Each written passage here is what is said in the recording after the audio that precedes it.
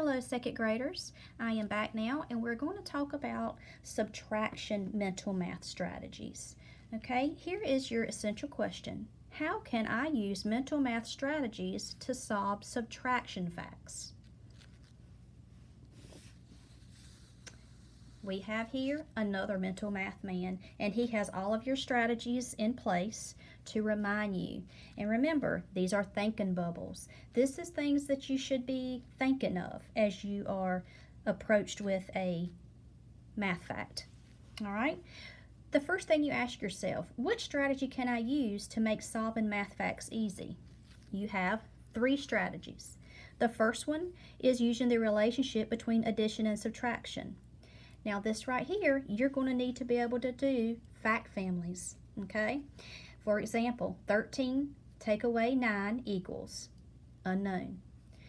You know that you can turn this subtraction sentence into an addition sentence. That's what you do when you're using the relationship between addition and subtraction.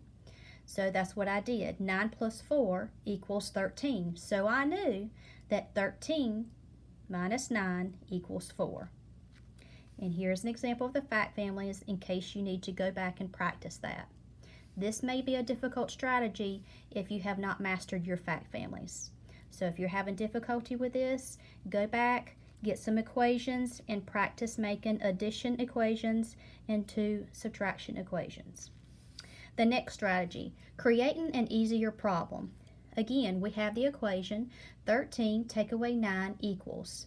Now what I did here was add a 1 to each of the numbers to make this easier to solve. When I did that, the 13 turned into a 14 and the 9 turned into a 10. The reason I did this is because of that 9. It is so much easier to take away a whole 10 than it is to take away a 9. Once I saw 14 take away 10, I immediately know that equals 4. So then it also told me that 13 take away 9 equals 4. Your last strategy is counting up. Here we go again, the same equation. 13 take away 9, we already know equals 4, but this is how I got to it using this strategy. I start with 9 and I count up 10, 11, 12, 13. I go back and I count my hops. 1, 2, 3, 4. The answer is 4. So let's look at this one right here together. 14 take away 8. I'm going to show you what I'm thinking as I look at these next 3 equations, and then I'm going to give you some to do on your own. When I look at 14 take away 8, I immediately think of the relationship between addition and subtraction, okay?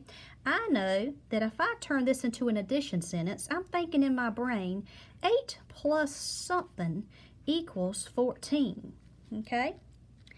Well, 8 plus 8 is 16. That's 2 too much. So if I take away 2, then it gives me 6. 8 plus 6 equals 14. Here's my next equation. We have 11 take away 8.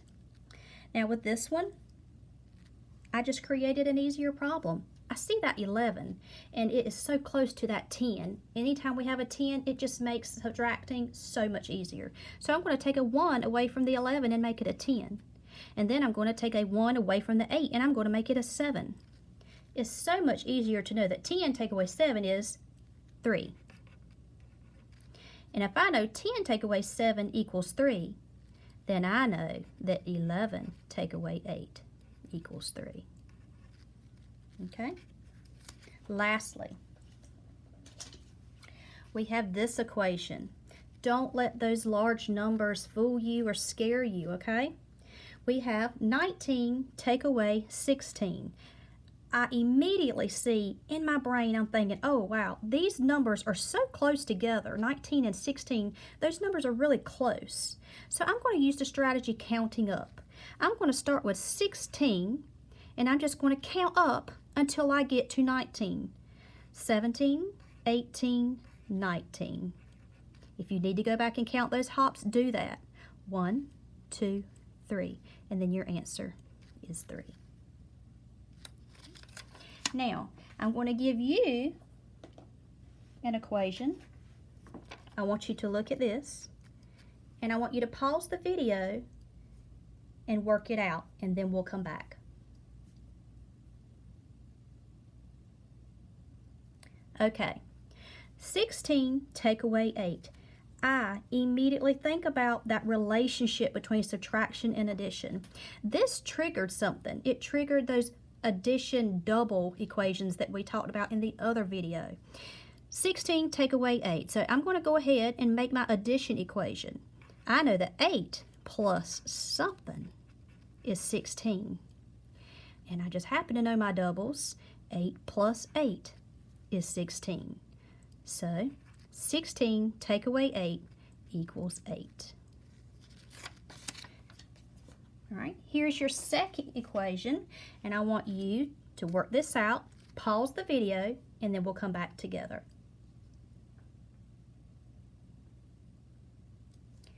All right, with this equation, we have 11 take away 6. Now, what I did with this is I already see in my brain, I'm like, ooh, that 11 is so close to a 10. I can simplify this and just make this so much easier. So I'm going to take the 11, I'm going to take 1 away, and it's going to be a 10. Then I'm going to take a 1 away from the 6 and make it a 5. Well, I know 10 take away 5 is 5. So that tells me that 11 take away 6 equals 5. Now you could have chosen another strategy. You might have chosen this strategy. That's okay. It doesn't matter which strategy you choose the strategy that works best for you with that math fact. And here is our last one for you to do on your own. Pause the video and then we'll come back together.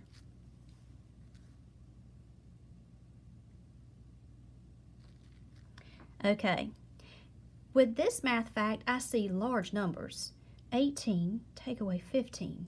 I'm immediately thinking, wow, they're big, but they're really close together. If you're imagining a number line, the 18 and the 15, they're pretty close together on a number line. So I think that the best strategy and the quickest strategy for me to use and the easiest strategy for me to use in my head would be counting up. So that's what I'm going to do.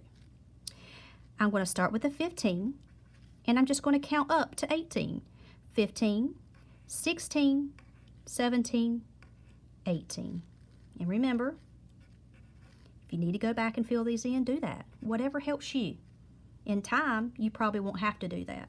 Count those hops if you don't remember, or if you can't count them at the same time that you're hopping. That would be 1, 2, 3. 18 take away 15 equals 3.